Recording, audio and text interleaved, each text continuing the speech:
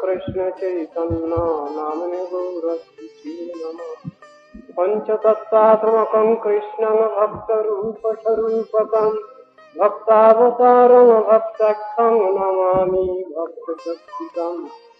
हे कृष्ण करुणा सिंधु दीनबंधु जगत्पते गोपेश गोपिका कांत राधा कांत नमस्ते। नमो ब्रह्मण्य देवाय गो ब्रह्मणस्ताय जगत्पिताय कृष्णाय गोविंदाय नमो नमः। कांचन गौरांगी राधे वृंदावनेश्वरी वृषभानुसुते देवी प्रणमामि हरिप्रिये। वृंदायै तुलसीदेव्यै प्रियायै केशवस्य च कृष्ण भक्ति प्रदे देवी शुद्धवत्यै नमो नमः। वंशाकल्पतरुभ्यश्च कृपा सिन्धुभ्यैव च पतितानां पावनेभ्यो वैष्णवेभ्यो नमो नमः। हरे कृष्ण कृष्ण कृष्ण हरे हरे हरे राम राम राम हरे हरे। इतिहास प्रसिद्ध श्री गुंडीचा अर्जन दिवस বহু পুরাকাল থেকে শ্রীক্ষেত্রে বা পুরুষোত্তম ধামে শ্রী জগন্নাথ দেবের রথযাত্রা অনুষ্ঠিত হয়ে আছে।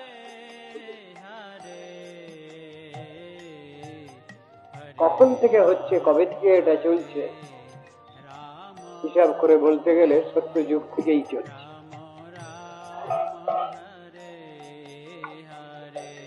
সেই জগন্নাথ দেবের রথযাত্রা পূর্বে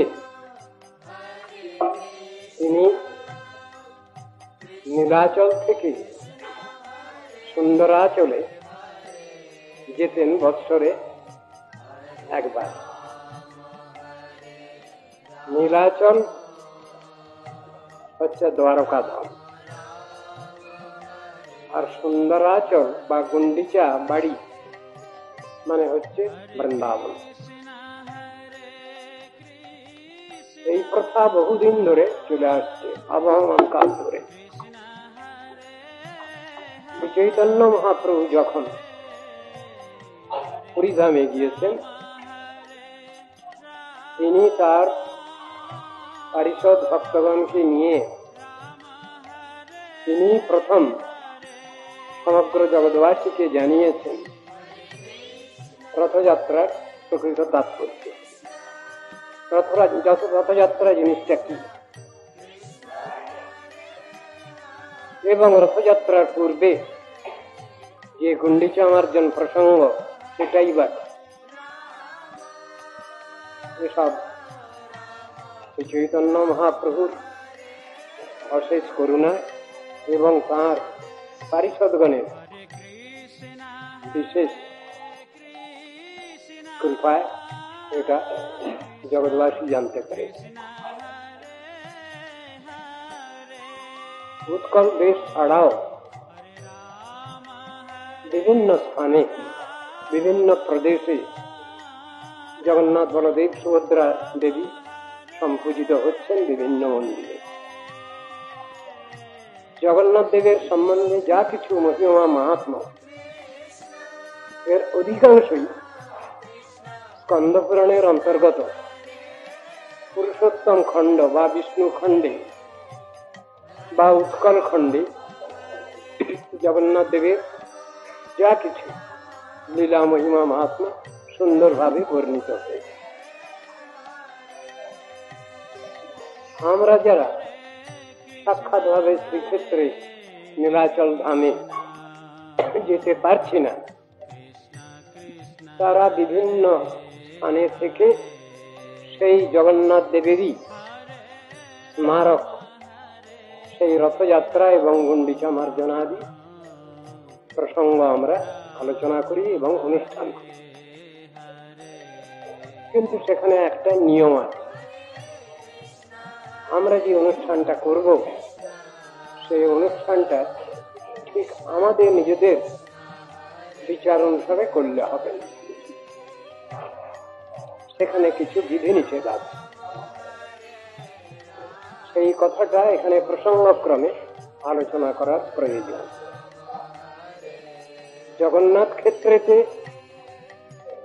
যেদিন গুন্ডিচা মার্জন হয়, জগন্নাথ ক্ষেত্রেতে যেদিন রথযাত্রা অনুষ্ঠান হয়, ওই জগন্নাথ ক্ষেত্রে যেদিন পুনর্যাত্রা হয়, ঠিক সেই দিনই আমাদের এখানেও অনুষ্ঠান করা কর্তব্য। সেইটাই শাস্ত্রে নির্দেশ আছে। চিন্তিদ্রিক ভক্তি সন্দর্শী জগন্নাথানুসারত দোলা চন্দন কিলাল রথযাত্রাশ্চকারয়ে। এই চারটে জিনিস জগন্নাথে যে নিয়মে হবে আমাদের সেইটাই পালন করতে হবে। দোল যাত্রা, দোলা, চন্দন যাত্রা, কিলাল সাধু, রথযাত্রা এবং রথযাত্রা শ্রীক্ষেত্রে যেদিন হবে, নীলাচল ধামে যেদিন হবে, সেই তিথিতে সেই অনুসারে আমাদের করতে হবে। তাহলে ঠিক ঠিক যথাযথ ফল মিলবে। এটার মধ্যে অন্য কোন রকম ধরনের স্মৃতির বিধান চলবে না। এটা একটা বিশেষ বৈশিষ্ট্য। ঠিক সেই অনুসারে গৌড়ীয় বৈষ্ণবগণ জগন্নাথানুসারে গুন্ডিচা মার্জন, রথযাত্রা আদি অনুষ্ঠান করে থাকে। প্রসঙ্গ জগন্নাথ বলদেব সুভদ্রাকে নিয়ে, যাদের রথ হবে।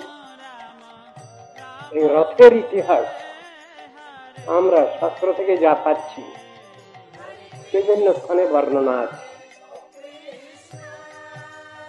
বিভিন্ন দেশে রথের ইতিহাসও আছে, কিন্তু জগন্নাথের রথ একটা বিশেষ অনুষ্ঠান।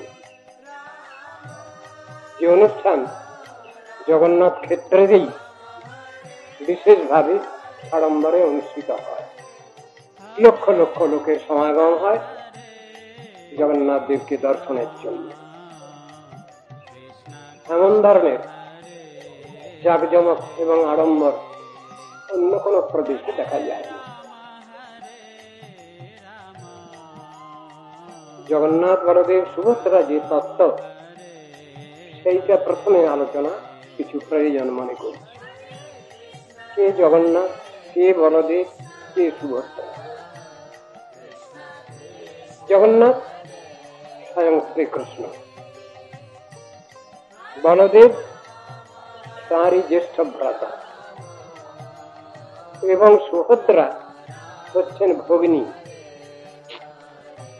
কিন্তু বিচার ক্ষেত্রে তাকেও বলা হচ্ছে যোগমায়া। ব্যাপারটা কি? এই মূর্তি এলেন কোথা থেকে? পুরীতে যে জগন্নাথের রথযাত্রা হচ্ছে, এটার ইতিহাস কিছু আছে, উৎকলখণ্ডে পুরাণে বর্ণিত হয়েছে। এখানকার ইতিহাস সামান্য কিছু আলোচনা করা দরকার। এক সময়ে দ্বারকাপুরীতে কৃষ্ণ, বলদেব ইত্যাদি ছিলেন। আবার তারা কুরুক্ষেত্রেও ছিলেন। এসব ইতিহাসগুলো আমরা শাস্ত্র থেকে পাই। দ্বারকায় থাকার সময় দ্বারকার মহিষীগণ, কৃষ্ণ মহিষীগণ, তারা সব শ্রীকৃষ্ণের মহিমা মাহাত্ম্য শ্রবণ করতে ইচ্ছা করে। এখান থেকে, মথুরা থেকে, বৃন্দাবন থেকে সমস্ত রাজা মহারাজারা গেছেন। সেখানে মেয়েদের একটা আসর বসেছে। তার ভিতরে ভিতরে প্রধান আছেন বলদেবের মা, যার নাম রোহিণী দেবী। কৃষ্ণ মহিষীগণ সব আছেন। সেখানে আলোচনা হচ্ছে কৃষ্ণের মহিমা, বলদেবের মহিমা। যিনি আলোচনা করছেন প্রধান ব্যক্তি, তিনি হলেন রোহিণী দেবী।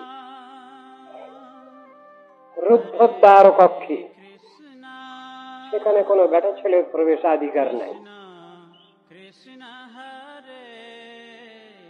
দরজায় পাহারাদার নিযুক্ত হয়েছেন স্বয়ং সুভদ্রা দেবী। খুব কঠোর নিষেধাজ্ঞা, কোন বেটা ছেলেকে ঢুকতে দেবে না এখানে। সম্পূর্ণভাবেই মেয়েদের স্বভাব। যখন সেখানে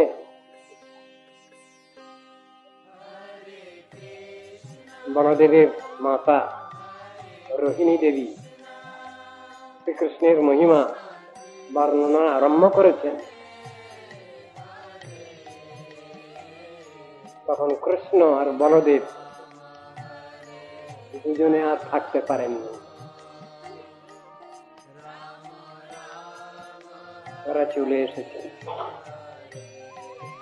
যেখানে সভা হচ্ছে মহিলাদের। তারা এসে ভগিনী সুভদ্রাকে বলছে, আমাদের ঘরে যেতে দাও।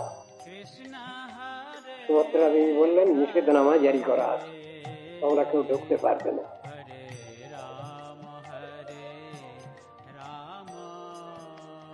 কৃষ্ণ নামের মহিমা দেখুন কিরকম। ভগবানের গুণগান হচ্ছে, ভগবান সেখানে এসে হাজির হচ্ছে। এই নাম নামই অভিন্ন কি রূপে সেটা দেখাচ্ছেন এখানে।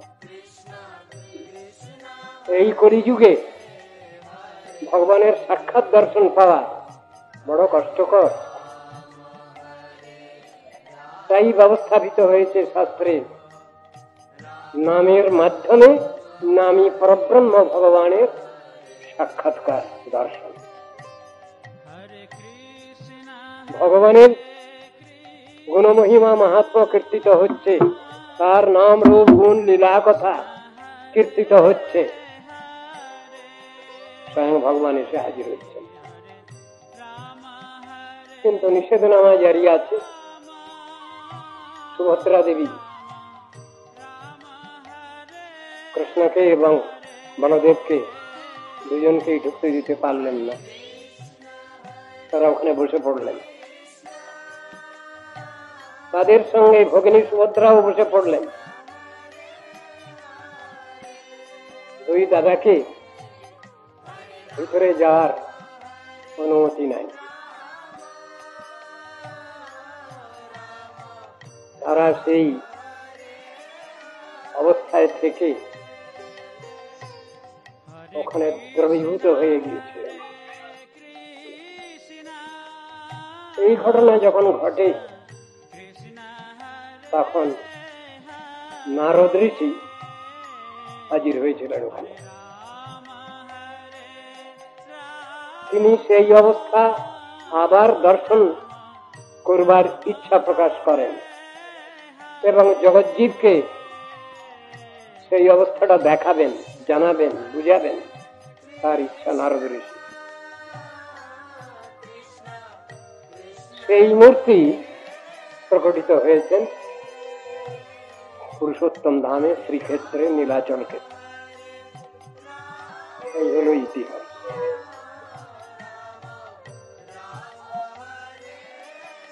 সেখানে জগন্নাথ দেবের আদি মূর্তি বলা হয় নীলমাধব। তারপরে চক্রতীর্থে যে কাষ্ঠ ভেসে আসে, তার থেকে বিশ্বকর্মা এই সব মূর্তি করেন। মূর্তি করবার সময়ও সেখানে ঘরে যাওয়া নিষেধ ছিল, কিন্তু কয়েকদিন ধরে কাজের শব্দ আর কিছু হচ্ছে না। তখন ইন্দ্রদ্যুম্ন রাজা তিনি প্রবেশ করেন। আগেই কথা ছিল যদি কেউ প্রবেশ করে তাহলে মূর্তি যতটুকু হবে সেই অবস্থায় থেকে যাবে। ভগবত ইচ্ছা বলিয়েছি, সেই অনুসারে জগন্নাথ দেবকে দর্শন করলে মনে হবে অপূর্ণাঙ্গ, পূর্ণাঙ্গ নয়। বড় বড় চোখ, পা আছে বটে, হাত যেন সম্পূর্ণ নয়, পূর্ণাঙ্গ দেহ। ভগবানকে সাধারণভাবে আমরা সাধারণ মানুষের মতোই বলতে চাই, কিন্তু তিনি যে সাধারণ মনুষ্য নহেন, তিনি ভগবান, এই কথাটা জানাবার জন্যই বিশ্বকে জগন্নাথ বলদেবের সুভদ্রার ওই রূপ মূর্তি গ্রহণ। এটাও ভগবত ইচ্ছা, এটাও লীলাময়ের লীলা, সেই কথাই ব্যাখ্যা করেছে। যেটা নীলাচল ধাম শ্রীক্ষেত্র, সেই স্থানটাই হলো দ্বারকা। মাঝে মাঝে কৃষ্ণের বলদেবের ইচ্ছা করে বৃন্দাবনে যাওয়ার জন্য, তাই বৎসরে একবার তারা বৃন্দাবনে পাড়ি জমান। এই বৃন্দাবন হলো গুন্ডিচা বাড়ি বা মাউসি বাড়ি, এই হলো ইতিহাস। রথযাত্রা আরম্ভ হয় দ্বিতীয়া থেকে, শেষ হয় দশমীতে। সেই জন্য বলা হয়েছে নবদিনাত্মিকা রথযাত্রা উৎসব। আজ হলো তার পূর্ব দিবস। ভগবান যে যাবেন, যেখানে গিয়ে বসবেন, যেখানে গিয়ে তিনি প্রতিষ্ঠিত অধিষ্ঠিত হবেন, সেই জায়গাটা পরিষ্কার পরিচ্ছন্ন করবার দিন আছে। এর নাম হলো গুন্ডিচা মার্জন, মানে গুন্ডিচা বাড়ি মার্জন। চৈতন্য মহাপ্রভু সেই জিনিসটাই জগৎকে বুঝাবার জন্য গুন্ডিচা মার্জন লীলা প্রকাশ করেছেন, তার পারিষদগণকে নিয়ে, ভক্তগণকে নিয়ে। শিক্ষা কি? আমরা হৃদয় গুন্ডিচা যদি মার্জন করতে না পারি, তাহলে হৃদয়ে ভগবানের উপবেশন করবার উপযুক্ত স্থান রচিত হল না। হৃদয় গুন্ডিচায় সেই ভগবানের অধিষ্ঠান। তাই ভগবান যে জায়গায় বসবেন সেই জায়গায় পরম পবিত্র। গুন্ডিচা মার্জন লীলা রহস্য সেই হৃদয় গুন্ডিচা মার্জনেরই কথা। চৈতন্য মহাপ্রভু সেইটাই বিশেষভাবে জগৎজীবকে জানিয়েছে, এই গুন্ডিচা মার্জন লীলা রহস্য। আমরা ওই প্রসঙ্গ সংক্ষিপ্ত ভাবে আলোচনা করব। এ সম্বন্ধে বহু কথা আছে। লীলা দ্বাদশ পরিচ্ছেদ, এই গুন্ডিচা মার্জন লীলা এখানে বর্ণিত হয়েছে।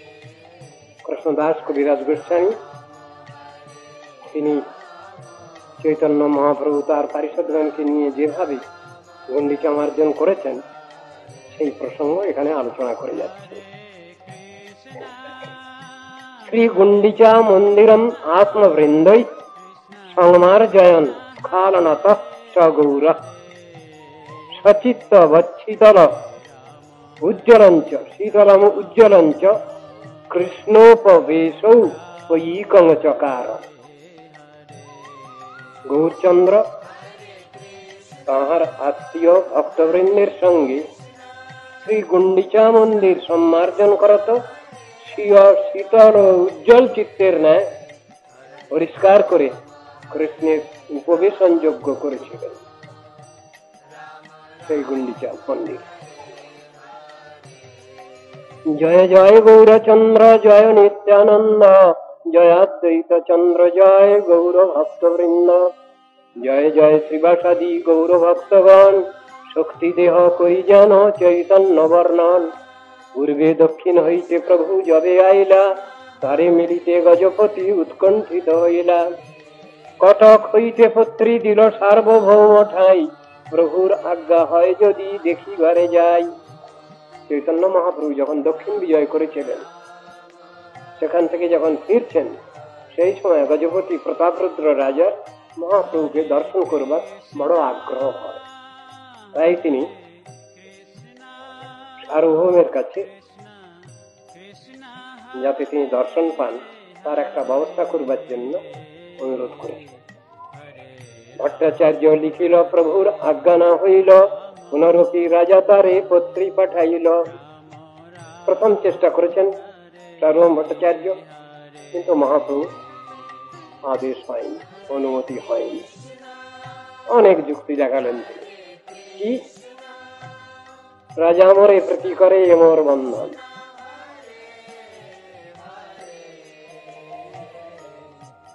সেখানে কি দেখাচ্ছেন? পার্থিব জগতের যে কিছু যোগ্যতা সবটাই অকৃতকার্য হয় যদি সেখানে শ্রদ্ধা ভক্তি না থাকে। ভগবান যদি কাকে নিজে গ্রহণ না করেন, অহৈতুকী করুণা না করেন, তবে কারো কোনো বিষয়ে প্রাপ্তি হয় না। আমাদের পার্থিব জগতে অনেক যোগ্যতা থাকতে পারে, অনেক ক্ষমতা থাকতে পারে, অনেক অধিকার থাকতে পারে, কিন্তু ভগবত কৃপা বিনা সবটাই নিষ্ফল।